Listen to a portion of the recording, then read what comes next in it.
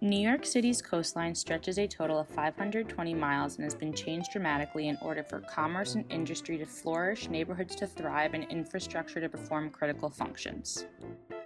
The coastline's topography has been altered by dredging waterways for shipping, constructing piers and bulkheads, and using fill to reshape the shoreline. These areas are currently exposed to coastal flooding by warm season tropical storms such as Superstorm Sandy. As the impacts of climate change accelerate over time, more damage, more flooding, and more erosion are likely in New York, with sea levels continuing to rise and more storms expected. Generally, New York City's coastline does not have purpose-built coastal defenses. Many of the features that serve this function do so coincidentally rather than by design. The city's remaining wetlands and natural areas also play an important protective role, serving to buffer inland areas. It is only in recent years that the designs of these recreational areas, such as at Brooklyn Bridge Park and Governor's Island, have deliberately incorporated discrete resiliency measures that could provide a model for other parks. The city's ubiquitous bulkheads also play a role in defending the city from harm, not only holding the land behind them in place, their intended purpose, but also breaking waves during storms. Because of the uncoordinated fashion in which they were constructed over time, however, these various features, even where they do serve a defensive purpose, lack the robustness, comprehensiveness, and adaptability that the new era of climate change demands. Researchers have sought to assess the risk of storm surges in a coastal environment such as New York City through a series of model-based hypotheticals. A statistical/deterministic hurricane model was paired with the hydrodynamic model SLOSH, which stands for Sea, Lake, and Overland Surges from Hurricanes, to generate a large number of synthetic surge events. However, despite these scientific predictions, the everyday citizen was still unprepared for the superstorm that was Sandy. Currently, the probability of storm-pushed water topping the seawall in Manhattan is 20 times greater than it was 170 years ago, partially as a result of tide increases on top of sea level rise. When Superstorm Sandy struck in 2012, a storm surge of 13 feet sent the East River careening into Battery Park and the streets of Lower Manhattan. Sandy's floodwaters came directly from the ocean, as water surged over beaks and bulkheads, flooding neighborhoods and critical infrastructure such as tunnels. An impact of the wave action along the city's ocean-facing coastline was massive beach erosion. The surge brought with it not just large volumes of water, but also powerful waves that wreaked havoc on buildings and infrastructure alike. More than 900 buildings were destroyed, and at least another 12,000 sustained major damage.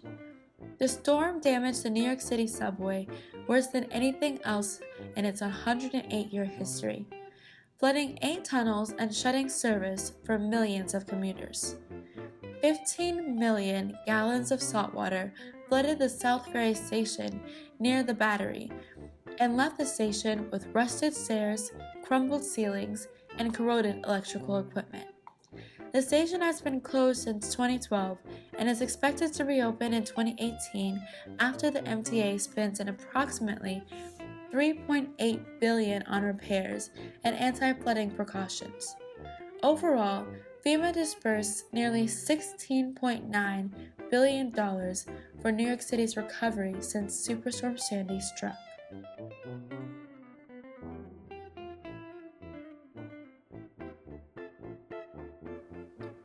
The majority of New York City's sewer system is combined, which means it is used to convey both sanitary and storm flows. During heavy rain and snowstorms, combined sewers can receive higher than normal amounts of water.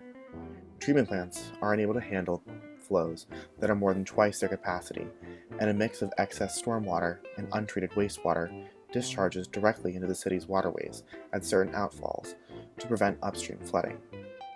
Combined sewer overflows are a concern because of their effect on water quality and recreational uses in local waterways. The New York City Department of Environmental Protection has recently begun construction projects that include upgrades to key wastewater treatment facilities, storm sewer expansions, and construction of several large CSO retention tanks to further mitigate the source of pollution. Existing infrastructure developments have increased the Department of Education. For protecting the New York City shoreline, a number of ideas have been proposed by looking at what other cities within the United States and other countries have implemented to protect against storm surge, including seawalls, barriers, levees, wetland restoration, and beach strengthening. The 10 years since Hurricane Katrina killed more than 1,500 people in Louisiana and left 80% of New Orleans underwater, significant steps to reduce the risk of future flooding have been undertaken. The most visible, a $14.5 billion project to strengthen levees that make New Orleans a city walled in from the water. The 133-mile-long surge barrier measures 26 feet tall and is nearly 2 miles wide. Its job is to prevent what happened in 2015, when a 15-foot high surge of water tore through shipping canals and toppled levees. Moreover, in the City of London, the Thames Barrier along its famous river prevents the floodplain of all but the easternmost boroughs of Greater London from being flooded by exceptionally high tides and storm surges moving up from the North Sea. When needed, it is closed or raised during high tide. At low tide, it can be opened to restore the river's flow towards the sea. In addressing the need to develop storm surge mitigation infrastructure, political actors and policymakers continue to consider the affordability of implementing these solutions over their effectiveness. From short-term to long-term solutions, storm surge mitigation is being proposed not only by the New York City government, but also by the New York State Assembly. In addition, the federal government has submitted proposals ranging from a series of underwater breakwater walls near Staten Island to the creation of a chain of barrier islands off the coast of New York. Another proposed project is the building of a new flood protection system around Lower Manhattan to guard against another storm like Hurricane Sandy. The stretch of shoreline would go from Montgomery Street on the Lower East Side to the northern tip of Battery Park City.